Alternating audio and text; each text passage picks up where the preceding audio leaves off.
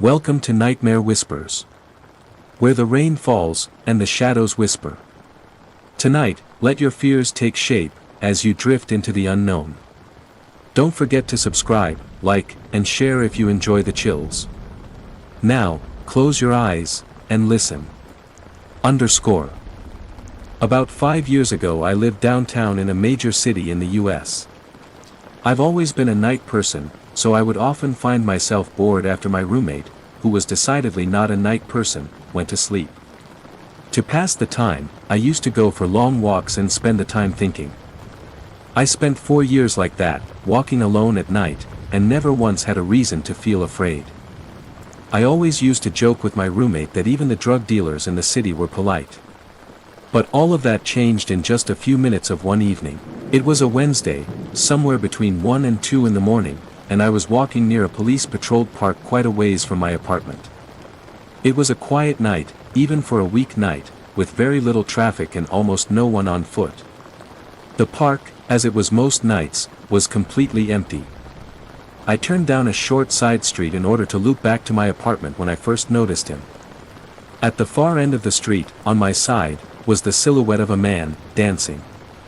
It was a strange dance, similar to a waltz, but he finished each box with an odd forward stride. I guess you could say he was dance-walking, headed straight for me. Deciding he was probably drunk, I stepped as close as I could to the road to give him the majority of the sidewalk to pass me by. The closer he got, the more I realized how gracefully he was moving. He was very tall and lanky, and wearing an old suit. He danced closer still, until I could make out his face. His eyes were open wide and wild, head tilted back slightly, looking off at the sky. His mouth was formed in a painfully wide cartoon of a smile. Between the eyes and the smile, I decided to cross the street before he danced any closer. I took my eyes off of him to cross the empty street. As I reached the other side, I glanced back. And then stopped dead in my tracks. He had stopped dancing and was standing with one foot in the street, perfectly parallel to me. He was facing me but still looking skyward. Smile still wide on his lips. I was completely and utterly unnerved by this. I started walking again, but kept my eyes on the man. He didn't move. Once I had put about half a block between us, I turned away from him for a moment to watch the sidewalk in front of me. The street and sidewalk ahead of me were completely empty. Still unnerved, I looked back to where he had been standing to find him gone. For the briefest of moments I felt relieved, until I noticed him. He had crossed the street, and was now slightly crouched down.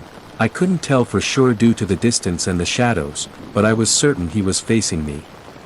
I had looked away from him for no more than 10 seconds, so it was clear that he had moved fast. I was so shocked that I stood there for some time, staring at him. And then he started moving toward me again. He took giant, exaggerated tip-toed steps, as if he were a cartoon character sneaking up on someone. Except he was moving very, very quickly. I'd like to say at this point I ran away or pulled out my pepper spray or my cell phone or anything at all, but I didn't. I just stood there, completely frozen as the smiling man crept toward me. And then he stopped again, about a car length away from me. Still smiling his smile, still looking to the sky. When I finally found my voice, I blurted out the first thing that came to mind. What I meant to ask was, "What the fuck do you want?" in an angry, commanding tone. What came out was a whimper, "What the fool?" Regardless of whether or not humans can smell fear, they can certainly hear it.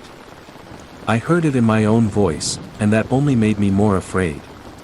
But he didn't react to it at all. He just stood there, smiling.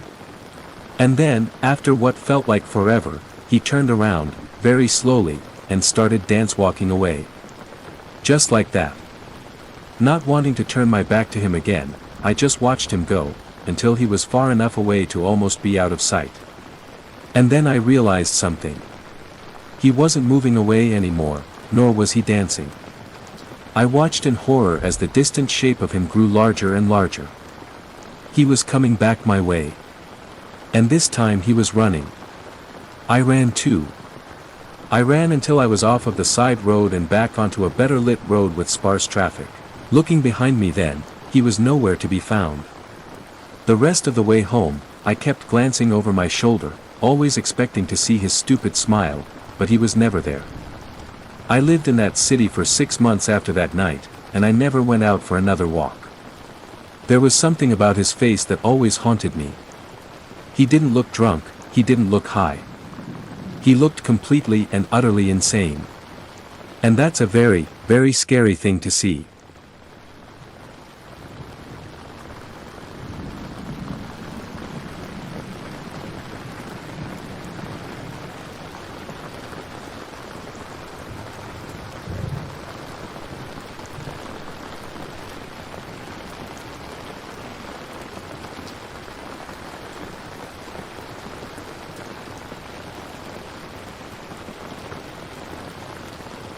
The house is burning. Only 2 of us made it out. There were 6 at the start of the evening. 7, I suppose. That was the entire problem. I don't know when the 7th arrived. Dina and Angelo showed up first, while I was still putting out snacks. It must not have been there before them. I recall them being the first. It can't hide in nothing. Kay showed up next. I know she was alone, because I've been trying to figure out the right time to ask her out. If she'd brought someone, I definitely would have noticed. When Christoph and Marina got here, Angelo called out, "It's about time you 2 made it." He specified 2, I remember that. That's 5 arrivals, and of course I was there all along. Maybe the door was opened at some other point. It might not matter now that it's all over. I feel like it does, though. I need to understand what happened. I owe it to my friends. We were playing cards when we noticed. It was a 6-handed game, and Angelo was dealing piles in front of each player. 1, 2, 3, 4, 5, 6, and the 7th to himself. "You've got too many piles," Dina said. Angelo looked at the table in confusion. There were cards in front of each of us. There were 7 separate stacks. Weird. "I don't know what happened there," he said, gathering up the cards. He dealt them out again. 1, 2, 3, 4, 5, 6. 1 to each person, but he had not yet put a card in front of himself. With a nervous chuckle, Angelo said, "Okay, what am I doing wrong?" 6 of us, yes. We all agreed. There were clearly 6. "Everyone put your hand on your card," he said. All 6 cards were covered. Angelo still did not have one. "All right, one more try," said Angelo. "While you're sorting this out, I'm going to go to the bathroom," said Kay, standing up. She left the room. Angelo dealt the cards. 1, 2, 3, 4, and a 5th to himself. "Kay, how many people are you?" he shouted. "Very funny," she called back. We heard the bathroom door close. "Just deal 6 hands," I told Angelo. "There are 6 of us. It'll work out. Everyone will pick one hand up and play it, and no one will be left out." "You'd really think so," he said. "But why was I getting to 7 before?" "You're bad at math," Dina told him. "Better not let you keep the score," Christoph chimed in. Kay's chair was scooted back up to the table. Angelo dealt the cards. There were 6 hands this time. Everyone picked one up. No one was left out. "Weird," said Angelo, shaking his head. Despite the rocky start, the game went well. Christoph won, so as punishment we sent him to the kitchen to fetch more drinks. Just after he disappeared into the other room, I heard a startling noise, a sort of quick choking gasp followed by a loud bang. I was just getting up to see if he was all right when the wine was brought to the table, and I busied myself pouring everyone a fresh glass instead. I noticed that Kay's glass was still untouched from earlier. "Hey, where's Kay?" I asked. "She went to the bathroom," said Dina. "What, again?" "I guess." I leaned my head around the corner to see down the hallway. The bathroom door was closed. I supposed Marina was right. Shall we deal another hand? I asked. As soon as Christoph gets back, said Marina. I looked around. Christoph wasn't here. Where did he go? The kitchen, said Marina. The wine didn't bring itself in here, I pointed out. And all 5 of the new glasses have been moved. Marina gasped. Are you suggesting that someone is drinking Christoph's wine? We all laughed. I did wonder where Christoph was, though. And Kay, for that matter, she'd been in the bathroom for a very long time. She couldn't have been, though. We'd played the game 6-handed. She must have been here. Maybe she just wasn't drinking. Quick round of spades while we're waiting for those 2 to get back, asked Angelo, dealing out the cards. You've dealt 5 hands, Dina pointed out. Angelo slammed the cards down on the table. Okay, something is going on here. Everyone, hold hands. We all looked at him quizzically, but he was serious. We reached out and took each other's hands, forming a circle around the table. Now, in order, everyone say the name of the person to your left. My name was said. I looked left and said, Marina. Dina. Angelo. And I'm next to Scott, Angelo said, nodding at me. Wait, I objected. My name was already said. Let's go to the right, he said. Angelo's name was said. He followed it with Dina. Marina. Scott. And Angelo, I said. No, I was named first, he said. We looked at each other. I could feel his hand in mine. I could see him next to me. Look at the table, Angelo said. Why is there an extra glass of wine in between us? Let's take a photo, said Marina. Then we can see everyone at once. She put her phone on the table. We all backed up, put our arms around each other and smiled. The photo snapped. We gathered back around the table to look. It's you, me, you, and you, said Marina, pointing. 4 of us. No one else. Angelo studied it for a moment. It's not a selfie. Who took the picture? Christoph, said Marina. Kay, I said in the same moment. We all looked around the room. Neither one of them was here. He must still be in the kitchen, said Marina. I'll go see. I think we should all go together, said Angelo. Come on. We entered the kitchen as a group. It was empty.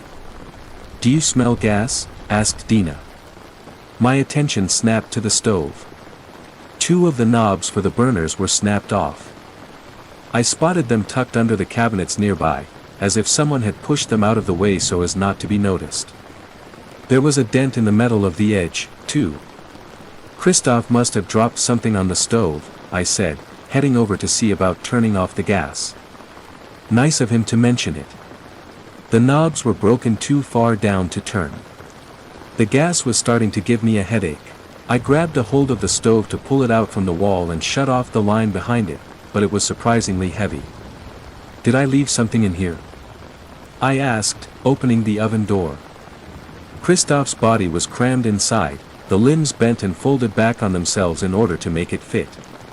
A gory pool of blood filled the bottom of the oven, sloshing distressingly back and forth from my attempts to move the appliance. Most of it seemed to have come from his head, which had been violently crushed. His eyes bulged outward, staring at me. I screamed, of course.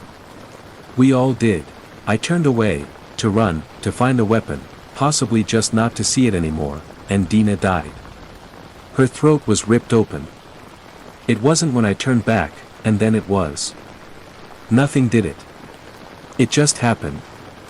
Her hands flew up to clasp her ruined neck, but it was far too late to hold anything in. She collapsed to her knees. Her hair was held back as she died, keeping her upright and facing forward so we could all see the panic and despair. She put her phone on the table. We all backed up, put our arms around each other and smiled. The photo snapped. We gathered back around the table to look. "It's you, me, you, and you," said Marina, pointing. "4 of us. No one else." Angelo studied it for a moment. "It's not a selfie." "Who took the picture?" "Christoph," said Marina. "K," I said in the same moment. We all looked around the room. Neither one of them was here. "He must still be in the kitchen," said Marina. "I'll go see." "I think we should all go together," said Angelo. "Come on." We entered the kitchen as a group. It was empty. "Do you smell gas?" asked Dina. My attention snapped to the stove. 2 of the knobs for the burners were snapped off. I spotted them tucked under the cabinets nearby, as if someone had pushed them out of the way so as not to be noticed. There was a dent in the metal of the edge, too. "Christoph must have dropped something on the stove," I said, heading over to see about turning off the gas. Nice of him to mention it. The knobs were broken too far down to turn. The gas was starting to give me a headache. I grabbed a hold of the stove to pull it out from the wall and shut off the line behind it, but it was surprisingly heavy. "Did I leave something in here?" I asked, opening the oven door.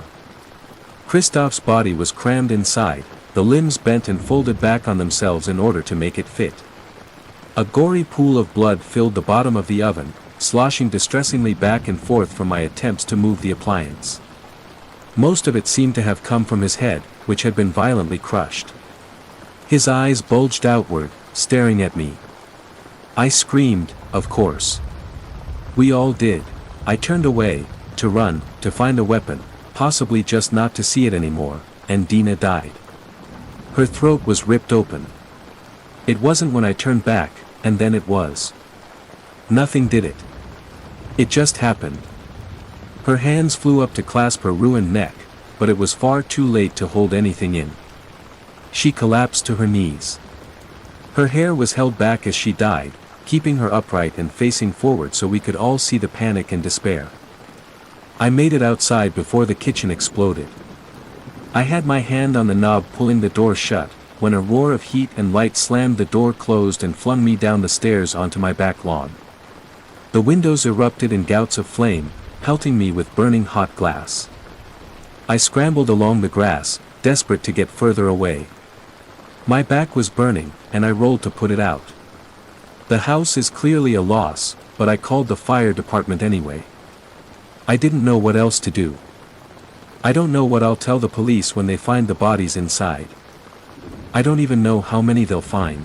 If Angelo got it, whatever it was, then there'll be at least 4 bodies. Him, Dina, Christoph and the other. Probably 5, assuming it got K early on. Maybe 6, if Marina didn't make it out. One of them must have, though. I'm not alone out here. My hand is held tightly as I watch the house burn.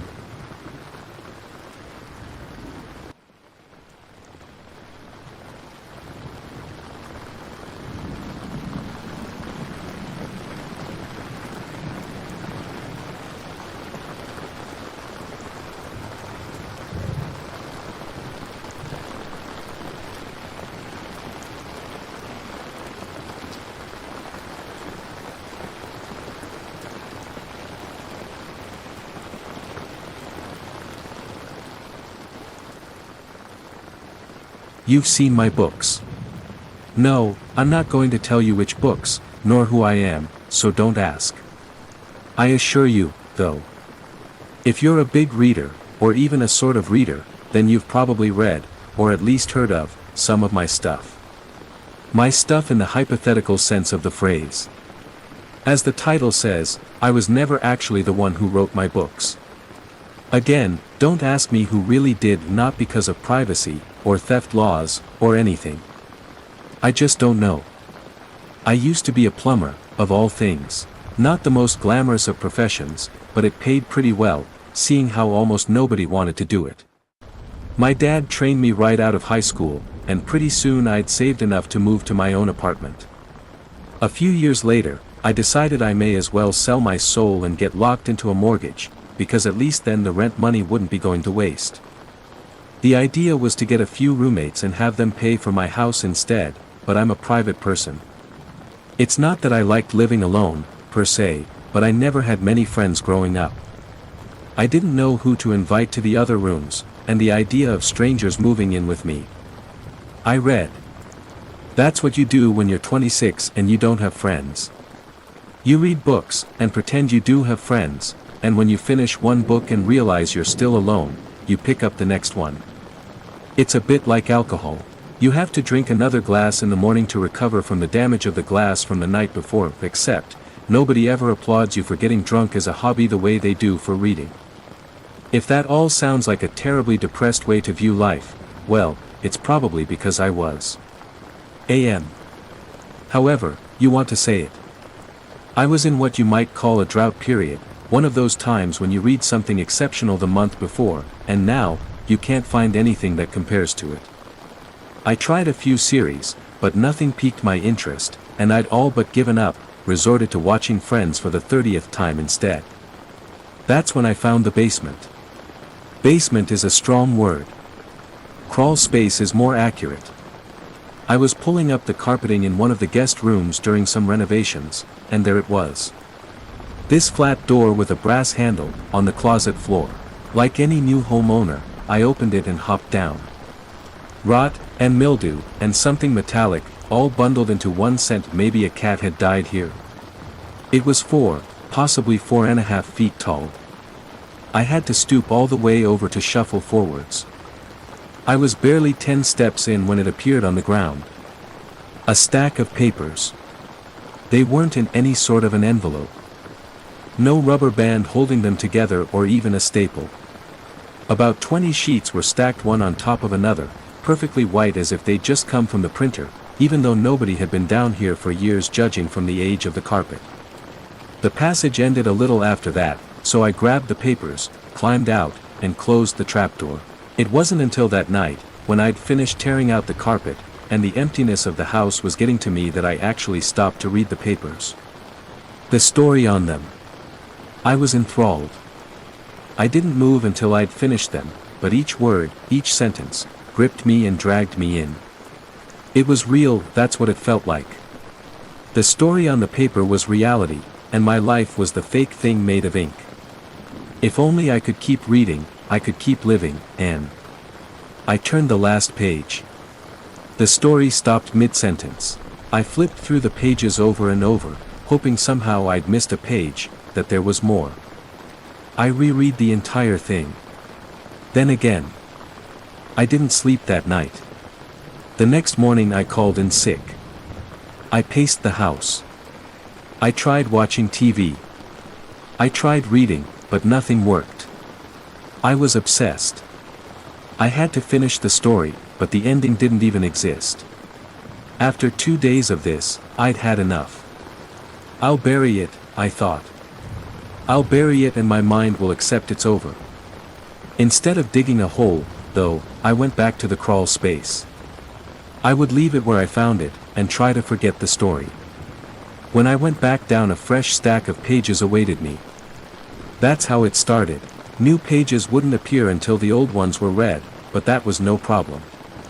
I read them with a savage hunger, chapter after chapter.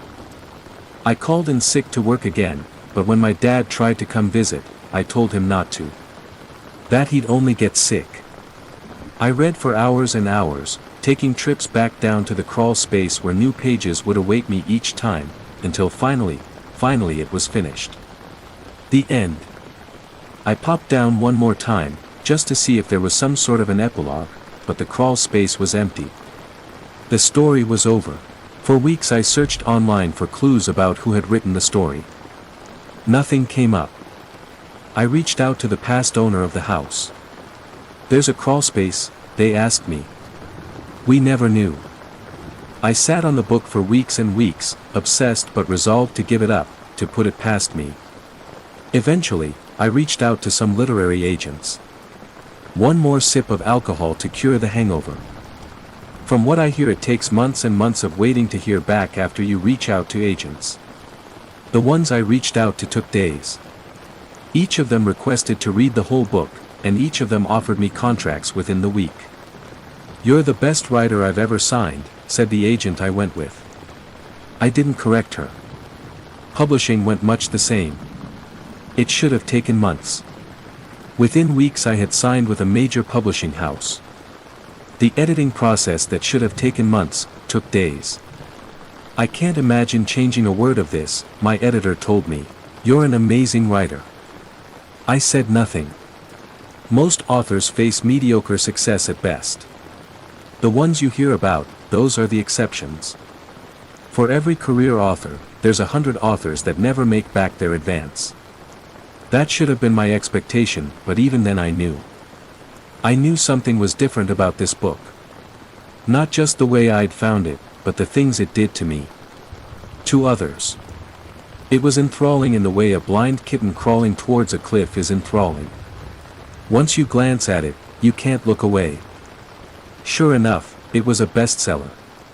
It won awards. I earned back my advance in weeks.